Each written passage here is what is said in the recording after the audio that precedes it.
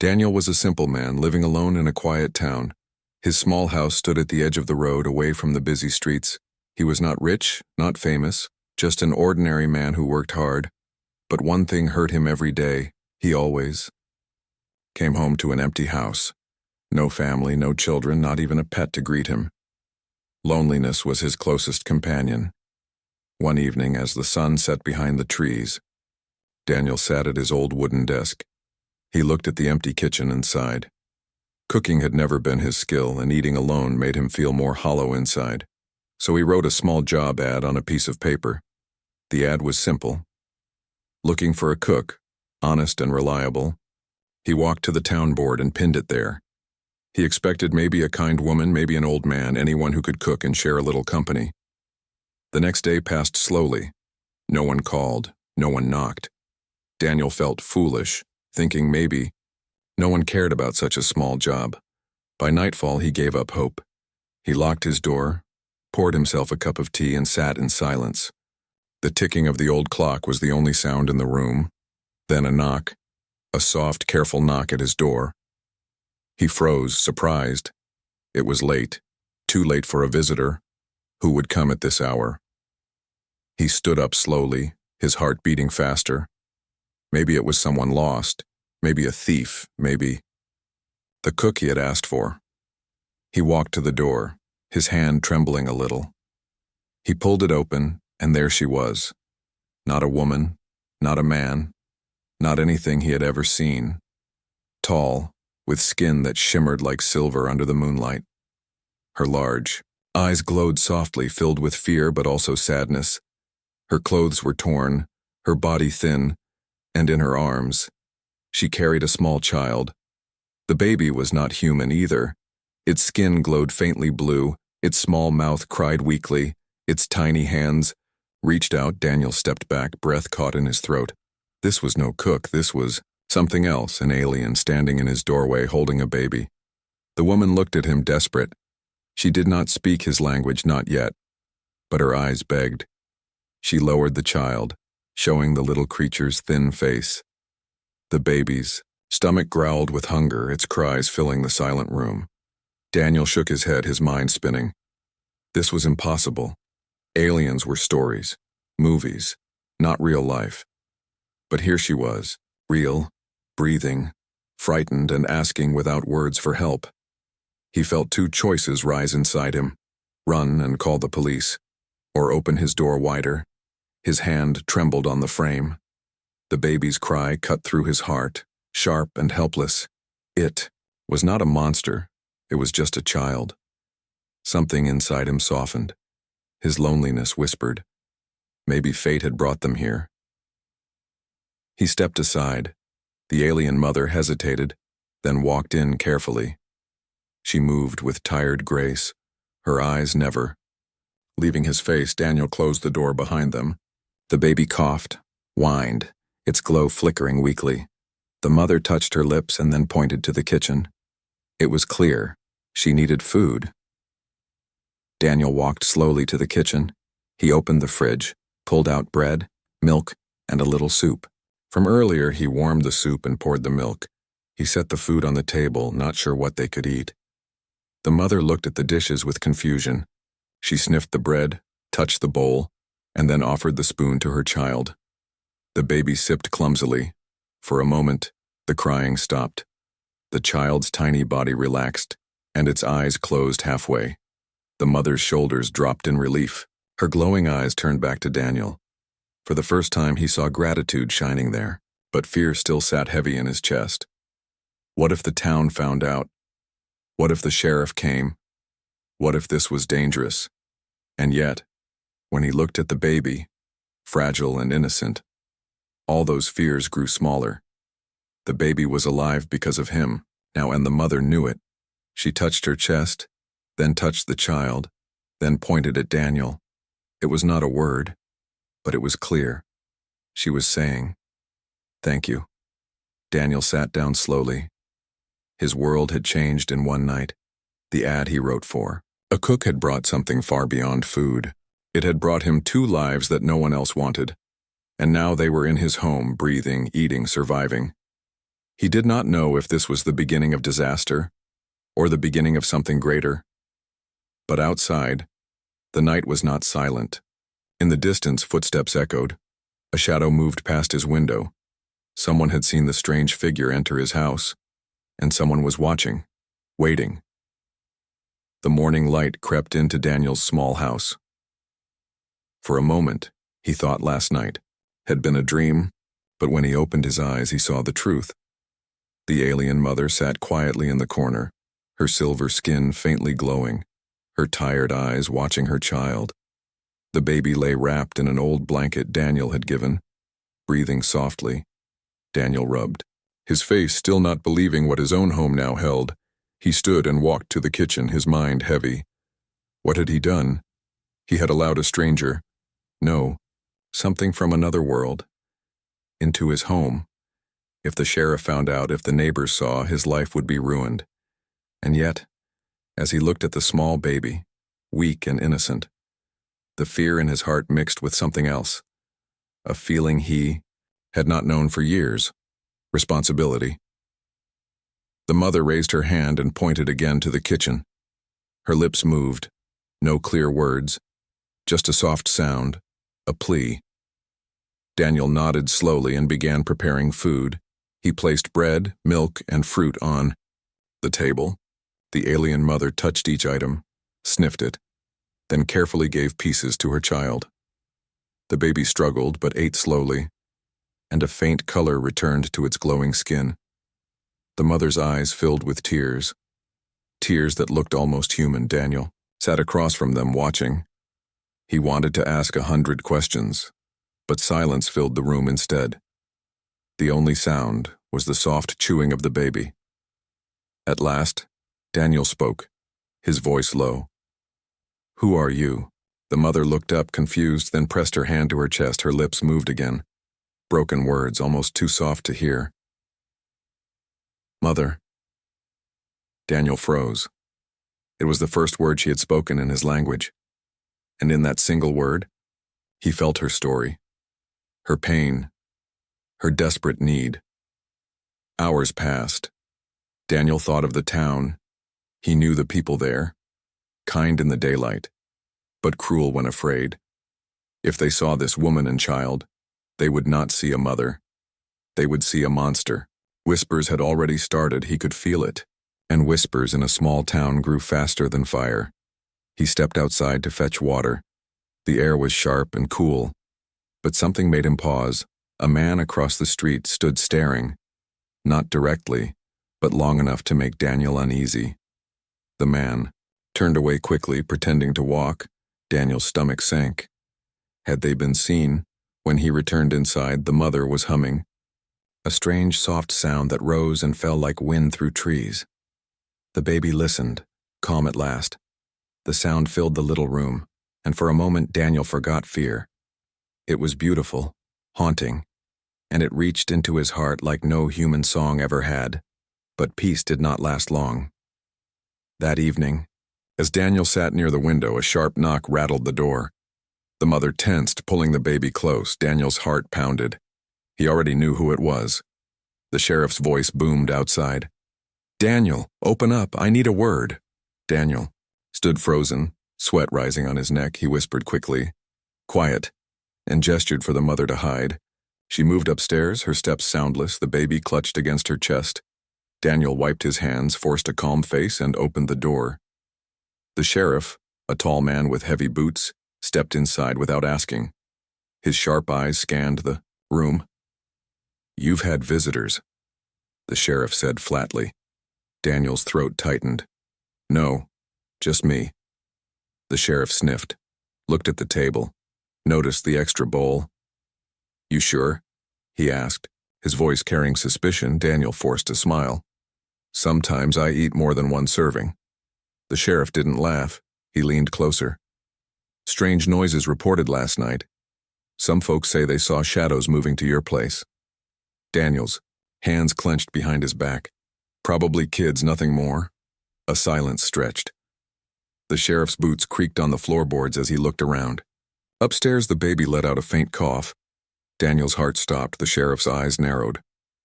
What was that? Daniel laughed too quickly. Just the pipes, old house. The sheriff stared at him a moment longer, then finally stepped. "Bagus, I'll be watching," he said, and left, slamming the door behind him. Daniel leaned against the wall, his chest heaving. The mother came down slowly, her face pale, eyes full of fear. She held her child close, whispering soft words Daniel could not understand.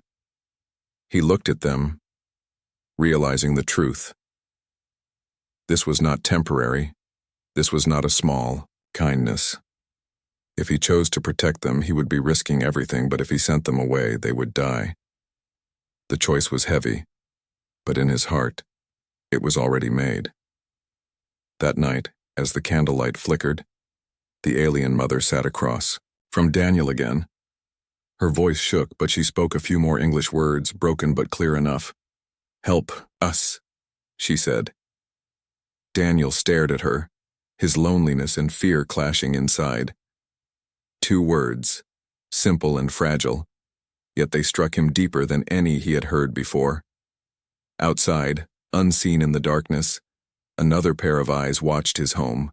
The whisper of boots faded into the night and danger crept closer. The days after the sheriff's visit felt heavy. Daniel carried the weight of fear with every step. He knew eyes were on him. He could feel the stares when he walked into town. The old men outside the diner paused in their talk. Women carrying groceries whispered. Children pointed and giggled. No one said his name, but he felt it in the silence that followed him. Something had changed, and everyone knew it. Inside his home, the alien mother stayed hidden. She rarely went near the window, afraid of being seen. Her child was growing a little stronger, but sickness lingered. Sometimes the baby cried through the night, its small chest rising and falling with weak breaths. Daniel tried his best, cooking, cleaning, bringing medicine. But he was not a doctor, and the fear of losing the child kept the mother's eyes filled with sorrow. Every night Daniel sat by the fire. He wanted to ask questions. So many questions. Where did she come from? What had happened to her world? Why had she come here? But the language wall stood between them. Only small words passed through, broken pieces of meaning. Still, something deeper than words grew between them. A silent understanding, a trust slowly forming in the shadows. But the town was not blind. Strange footprints had been found near Daniel's house, shimmering threads of fabric caught on fences, things no one could explain. At the general store, 2 men whispered, "Something's in there, I swear." Another spat on the floor. "If it's not human, it doesn't belong."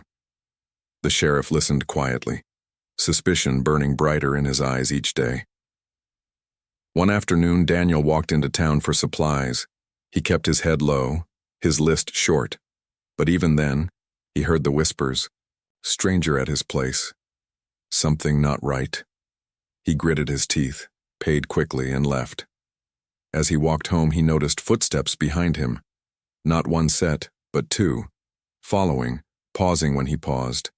He tightened his grip on the bag of bread, his heart racing, but when he turned, the street was empty. Only shadows stretched across the ground, long and sharp.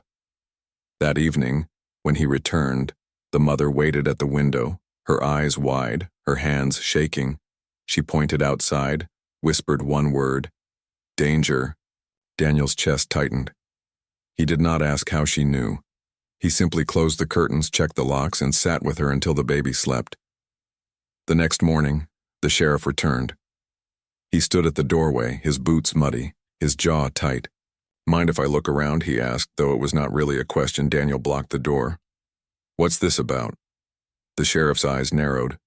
"People are talking. They say something strange is happening here." Daniel forced a calm voice. "People talk too much." The sheriff leaned closer, his breath sharp. "I'll find out what you're hiding, Daniel, I always do." He turned and left, but his words hung in the air like smoke. Inside, Daniel paced the floor. He knew time was running out. The town's fear was growing, and fear made people dangerous. He looked at the mother, her tired eyes watching him. The baby coughed again, weak and restless. She whispered a soft sound, almost a prayer. Daniel clenched his fists. He could not let them be taken. Not like this. That night, a storm rolled in. Rain beat against the windows, thunder shook the walls. The baby cried louder than before, the sound sharp and aching. Daniel rocked the child gently, whispering, "It's okay, it's okay." But the storm carried more than rain. Outside, hidden in the darkness, shadows moved. Men whispered to each other, eyes glinting beneath their hats. They watched the house, waiting, planning. Inside, Daniel finally saw something he had not seen before. The alien mother raised her hand above the child. A faint glow spread from her palm, soft and warm. The baby's cries eased, its breathing calmed, its tiny hands relaxed. Daniel stared, stunned. It was not just light, it was something deeper, something healing. She looked at him, whispering softly, "Protect in child." Her broken words cut into him, not as an order but as a plea, a truth. The storm raged on. Daniel sat by the window, staring into the dark, and there, through the rain, he saw them. Figures moving in the trees, circling closer. He tightened his grip on the lamp. He knew strangers had come, and they were not here to bring kindness. The baby stirred again. The mother held it close. Daniel whispered to himself, "They'll come soon." His lonely life was gone now, replaced by something far greater. A secret too big for one man, but too precious to give away. He stood in the dim light, his shadow tall on the wall, and he swore, no matter who came knocking, he would not let them take her. Not the mother, not the child. Outside, thunder roared. The strangers moved closer, their boots sinking in the mud, and the night held its breath, waiting for the storm to break. The storm had passed, but the silence it left behind felt heavier than thunder. Daniel had not slept, his eyes fixed on the window until dawn. The strangers outside had disappeared before morning, leaving no footprints in the wet ground. But Daniel knew they would return. Men like that never walked away for long. Inside the small house, the alien mother held her baby close. Her silver skin seemed pale in the morning light, her glowing eyes dim. The child was calm, but weak, breathing shallow. Daniel felt helpless. Every cough from the baby struck him like a blade. He poured warm milk, placed bread on the table, but his hands trembled. He had fought storms, loneliness, and whispers from the town, but now he faced something greater, fear of losing them. That morning, the mother tried again to speak. Her voice was soft, broken, but she pushed each word carefully. Her finger touched her chest. "Mother." Then she touched the child. "Baby." Then she pointed upward, her glowing eyes wet with memory. "Home." Gone. Daniel froze, the meaning clear. Her world was destroyed, her people lost. She was alone, just a mother and child left wandering. Daniel's chest tightened, a hollow ache rising. He thought of his own emptiness, the long years without a family. Now here was a woman from the stars, carrying grief as heavy as his own. That evening, when the fire burned low, she told him more. Her words were broken, but her hands shaped the rest. She drew lines in the ashes on the hearth, a circle for a world, a line for fire cutting through it. Then she pressed her hand to her heart, whispering, "Husband, dead." Her voice cracked as she held the baby closer. Daniel understood. Her mate had died, their world destroyed. She had fled with her child, hoping for safety, but found only fear. Daniel listened in silence. Her sorrow filled the room, and for the first time his loneliness did not feel like the deepest pain. He reached across the table and touched her hand gently. It was cold, trembling, but she did not pull away. For a brief moment, two broken lives met in quiet understanding. But safety was an illusion. Outside, the town was restless. Men whispered of shadows of strange lights. of Daniel hiding something. The sheriff returned again, sharper this time, his eyes narrowed. "You're keeping secrets, Daniel," he said. Daniel forced a laugh. "I'm keeping to myself, that's all." The sheriff did not smile. He leaned close, voice low. "Secrets don't stay buried in this town. Not for long." Then he left, boots echoing like warning drums. That night, when Daniel thought the world was quiet, he heard it. The crunch of gravel outside, the faint rustle of feet. Strangers again, circling, watching. He dimmed the lamp and told the mother to stay upstairs. She obeyed, clutching the child, fear flickering in her eyes. Hours passed, but no one entered.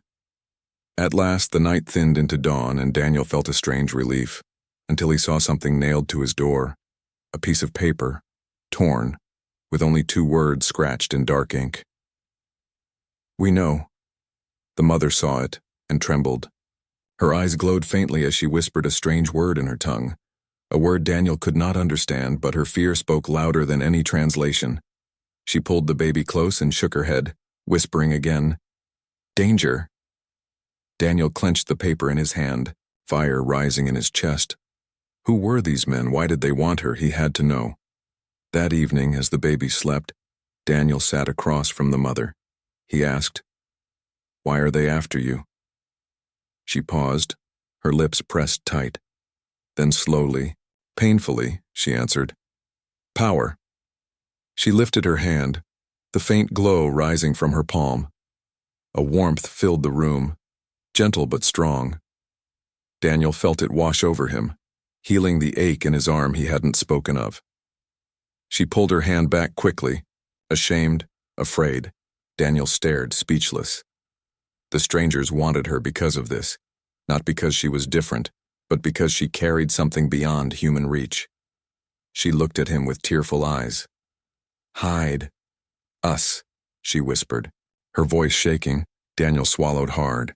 He had given her food, a roof, a little safety. But now he realized the truth. She was more than a mother, more than a survivor. She carried something that men would kill for, and he had become her shield. That night Daniel sat awake by the window once more. The shadows returned closer than before. The whispers outside grew louder, boots shifting in the dirt. The baby stirred, coughed, its cry echoing in the silence. Daniel's jaw tightened, his fists clenched. He had a choice: to push them out, protect only himself, or to stand firm, protect the mother and child, even if the whole town turned against him. His decision came not from reason, but from the look in her eyes when she whispered, "Help us." It was not just survival, it was trust. For the first time in his life, someone trusted him completely. And he knew he could not fail her. The night deepened. The whispers outside turned to footsteps. Men gathered in the dark, ready to move. And Daniel, alone in his small house, prepared for the storm he knew was coming. Night fell heavy on the town. The moon was hidden behind clouds, and the air carried the smell of wet earth after rain. Daniel sat near the fire, his ears tuned to every sound. The alien mother rocked her baby upstairs, whispering soft lullabies in her strange tongue. But even her gentle voice could not erase the tension in the house. Something was coming. He felt it deep in his chest. Then it began. The crunch of gravel, the whisper of boots, the quiet murmur of voices outside.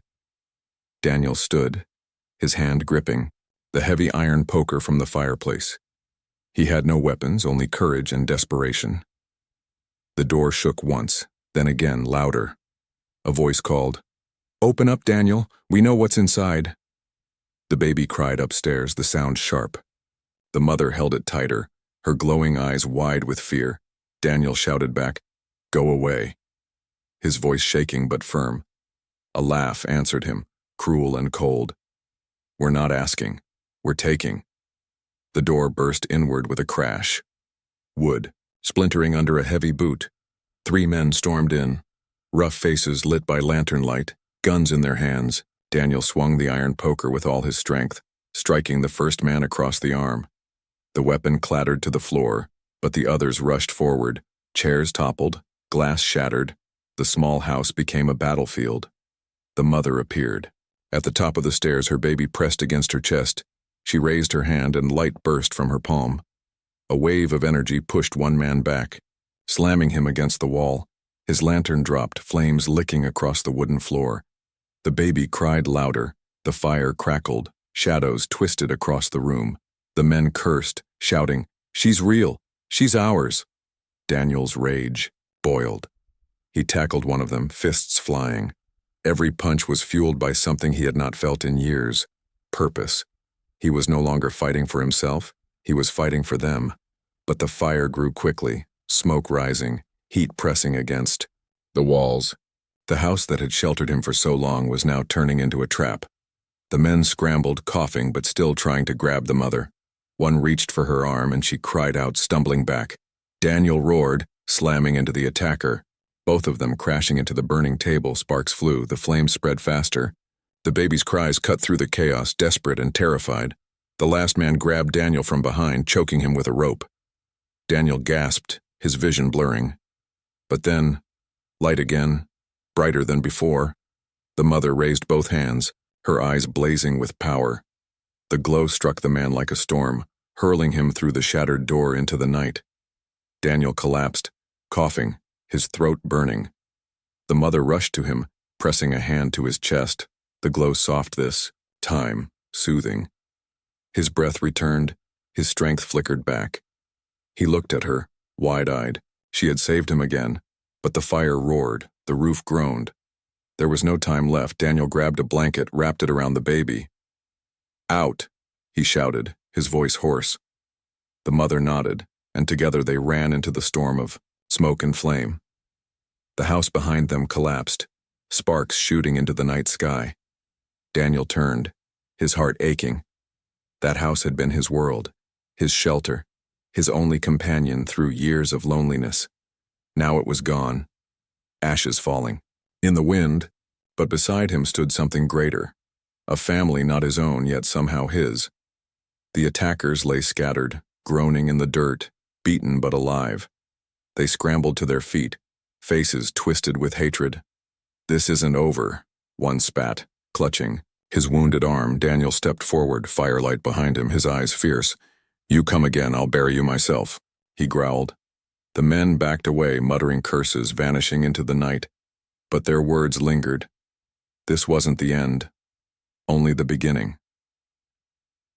The sheriff arrived minutes later, drawn by the smoke and the flames. He stared at the burning wreckage, at Daniel standing with the strange woman and child. His hand went to his gun, but he hesitated.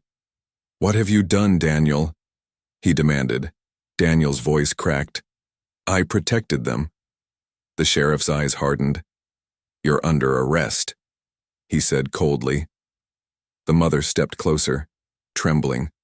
Her glowing eyes pleaded silently, but Daniel shook his head. He knew the town's law would not see her as a mother, not see the baby as a child. They would see only monsters.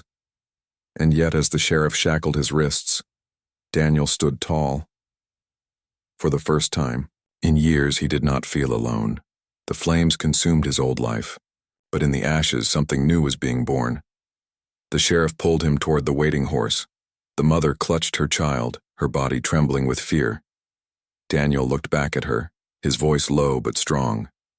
"Stay safe, I'll find you." Her lips parted, her first clear words since she had arrived. "Family." The sound cut deeper than any chain. Daniel's heart ached, but hope burned brighter. Behind them, the wreckage smoked. The night swallowed the silence. The town would wake to fire and rumor, to fear and anger. But for Daniel, there was no turning back. The choice was made. The fight had only begun. The morning sun rose over the smoking ruins of Daniel's house. Ash drifted through the air like snow, a reminder of the battle that had taken place. Daniel walked through the center of town in shackles, his head high but his heart heavy. The sheriff held his arm firmly, dragging him toward the courthouse. Behind them, curious faces filled the streets, whispering, pointing. The lonely man was no longer invisible. He was now the center of every eye. Inside the courthouse, the air was thick. Wooden benches groaned under the weight of townspeople who had come to see. They had heard rumors of fire, of strange lights, of Daniel fighting strangers in the night. Some said witchcraft, some said madness. Others whispered one word with fear: monster. Daniel stood in front of them, the sheriff by his side, the judge. An old man with a stern face banged the gavel. "This man is accused of harboring a dangerous creature," he announced. Gasps spread across the room. Daniel clenched his fists. They weren't talking about him, they were talking about her. The sheriff stepped forward, his voice loud. "He hid something not human in his home. He risked the safety of this town." The crowd murmured, anger rising like a tide. Daniel wanted to shout, to defend her, but he bit his tongue. Words alone would not change hearts filled with fear. Then the door at the back creaked open. Every head turned. There she was, the alien mother, her silver skin glowing faintly in the sunlight streaming through the window, her baby wrapped tightly in her arms, its small face weak but alive. Gasps filled the room. Some people shrieked. Others stood ready to run, but she did not flee. She walked slowly, her eyes locked on Daniel. Every step was filled with courage and sorrow. The judge slammed the gavel again. "Order, order," but the room was already chaos. "She's real," someone shouted. "Kill it," another voice cried. The sheriff pulled his gun, pointing it at her. "Stay where you are," he barked. The baby cried, a sharp, aching sound that cut through the noise. The mother raised her hand, not in power, not in threat, but in plea. Her glowing eyes filled with tears. "No. Hurt," she said, her broken English trembling through the air. The room fell into silence. The people stared, unsure, caught between fear and pity. Daniel stepped forward, chains rattling, his voice rising. "She is not a monster. She is a mother." He turned his eyes to the crowd. "Look at the child. Does that look like an enemy, or does it look like any other baby, weak and hungry?" The mother lifted the baby higher, its small cry echoing in the wooden hall. The sound reached ears that words could not. Mothers in... The crowd lowered their eyes. Fathers shifted uncomfortably. Children clung to their parents' hands. The judge hesitated, his gavel trembling in his hand. The sheriff's jaw tightened, his finger twitching on the trigger. But then an old woman stood from the back row, her voice firm. "That is a child," she said. "No different from ours." A murmur spread, soft at first, then stronger. Others nodded, their fear cracking, replaced by doubt. The sheriff growled, "You're being fooled, they're dangerous." But the crowd no longer echoed his anger. The mother stepped closer to Daniel, her voice breaking. "Family?" she whispered. Again, Daniel felt tears sting his eyes. He had lost his house, his freedom. But in that moment, he realized he had gained something greater, a bond that no chains could break. But peace lasted only seconds. The courthouse doors burst open. Men in black coats marched in, their boots heavy, their faces hidden. They carried no fear, only authority. The leader stepped forward, flashing a badge none had ever seen before. "Government business," he said coldly. "We'll take them from here." The sheriff lowered his gun, stepping aside reluctantly. The crowd gasped again, whispers turning to panic. Daniel shouted, "No!" But his voice was drowned by the marching boots. The men in black moved toward the mother, their hands reaching out. She clutched her baby tighter, her eyes wide with terror. Daniel struggled. Against his chains, his voice raw. "You can't take them, they're not yours." The leader looked at him with a cold smile. "They are not yours either," he said. And with that, two men grabbed the mother by the arms, pulling her forward. The baby screamed, the mother cried out, her glow flickering like a dying flame. The townspeople stood frozen, some in fear, some in shame. No one moved to help, no one dared to defy the men in black. Daniel fell to his knees, the chains cutting into his wrists, helpless, furious. And his heart breaking as the only family he had ever known was dragged away before his eyes. The baby's cries echoed through the hall, a sound that burned into every soul present. And then the doors slammed shut, leaving only silence behind. The Judge lowered his gavel slowly. The sheriff crossed his arms, satisfied, but the crowd, shaken and guilty, looked at Daniel. Some saw a fool, some saw a traitor, but a few saw something else. A man who had risked everything for love. A man who stood when others hid. Daniel lifted his head, his eyes burning. This was not the end. This was only the trial, and the real fight was still to come. The courthouse was silent after the men in black dragged the mother and her child away. Daniel sat in chains, his chest rising and falling with fury. The people whispered, but no one stood. No one moved. They had seen fear, but not yet found courage. Only Daniel's heart burned with the fire of loss. He had promised to protect them, and now they were gone. The sheriff patted Daniel's shoulder with a cold smirk. "You did this to yourself," he muttered. But Daniel's eyes were fixed on the closed doors. He felt the baby's cries still echoing in his bones. He could not sit still. He could not let them vanish into the hands of men who saw them as tools, not as lives. That night, Daniel's cell was dark, the bars cold, but inside him, a storm. Raged, he replayed every moment, the baby's first calm breath at his table, the mother's whispered word, family, the glow of her hand saving his life. These were not monsters, they were survivors, and they were his. Chains rattled as he pulled, his wrists bleeding. But then he heard a sound, a soft scrape on the window. An old woman from town, the same who had spoken in the courthouse, peered in. Her wrinkled hand pressed a key against the bars. "Go," she whispered. "They'll kill them if you don't." Daniel took the key, his heart racing. The chains fell, the door creaked, and for the first time in days, he was free. He slipped into the night, his steps silent, his eyes burning with determination. He did not care if the whole world stood against him. He would find them. The men in black had taken the mother and child to an abandoned mill at the edge of town. Daniel knew it well, a place where the wind screamed through broken windows and shadows lived in every corner. He moved quickly, the night his cover, his breath steady. When he reached the mill, he saw the glow through the cracks in the wall. Her glow, faint, but alive. He crept closer, peering inside. The mother sat tied to a chair, the baby crying weakly in her arms. The men circled like wolves, their leader speaking in a low, greedy voice. "With this power, we will change the world," he said. Another man laughed. "Or sell it to the highest bidder." The mother shook her head, whispering broken words. "No, please." Her tears fell. Her glow flickered, but she held the child tightly, refusing to let go. Daniel's blood boiled. He could not wait. He burst through the door, his voice fierce. "Let them go." The men turned, surprised, their guns raised. Daniel stood tall, though unarmed. "If you want them," he shouted, "you'll have to take me too." The leader smirked. "Gladly." But before he gave the order, something shifted.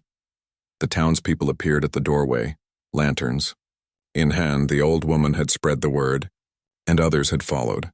Fathers, mothers, children, faces Daniel had known all his life, now stood in the shadows of the mill.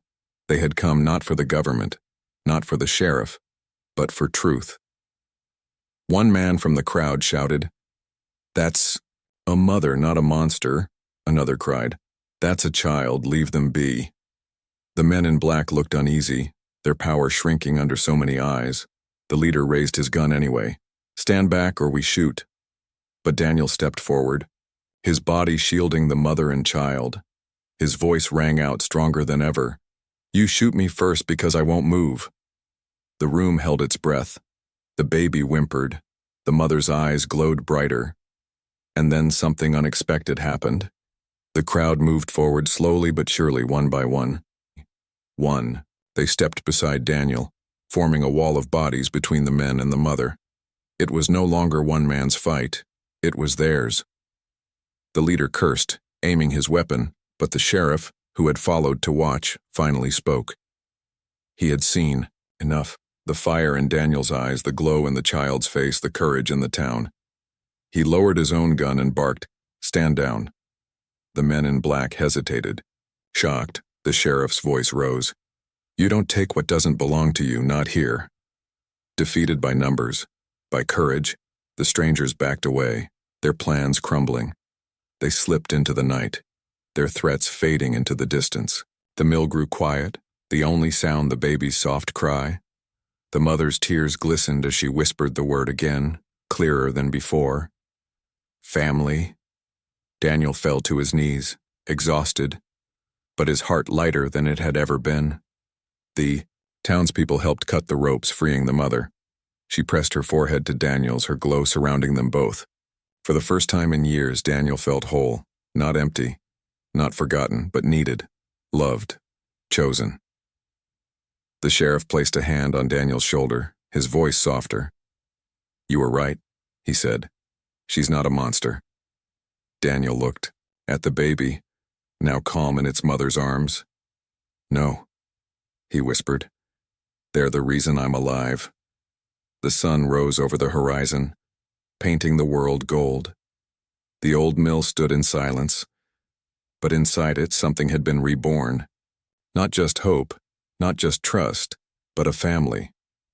Daniel walked into the light with them, the once lonely man no longer alone, the alien mother by his side, the child in his arms, and the town behind them, standing together. The fight was over, but the story of their new life had just begun.